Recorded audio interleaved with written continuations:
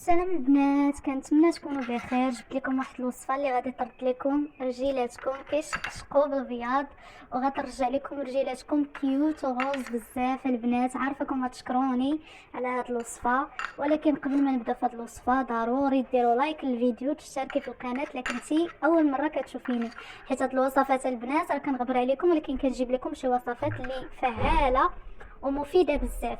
كما كتشوفوا المكون اللي عندنا هو هذا الكرموس الهندي الا كتعرفوه.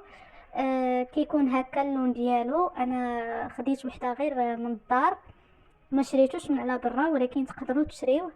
وكتحكوه مزيان من بعد ما كتقشروه كتحيدوا ليه الجلده، ضروري تحكوه.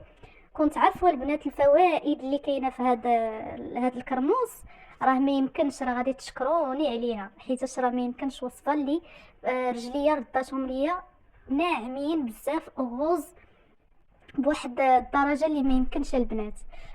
مهم كما كتشوفوا كتعطينا هاد الجيل البنات، هو زوين بزاف، وكتزيدوا عليه واحد المكون. هانتوما كملوا معايا الفيديو.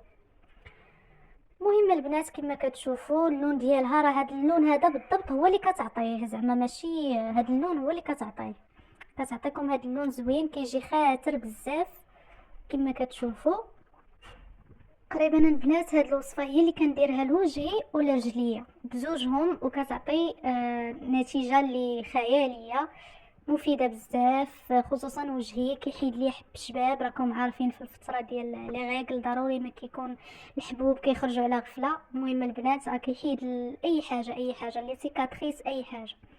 كنزيد عليه الروز مطحون، الروز البيضاء البنات ضروري.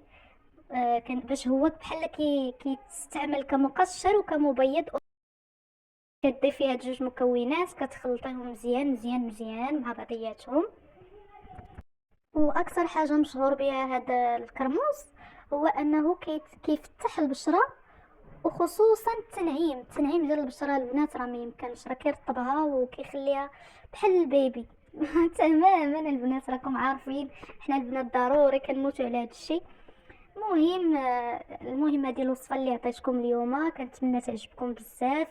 وضروري البنات لما دعموني وديروا لي لايك ضروري. راكم عارفين البنات هذا الشيء كتشجعوني بيه بزاف. وكما كتشوفوا الخليط ديالنا وجد.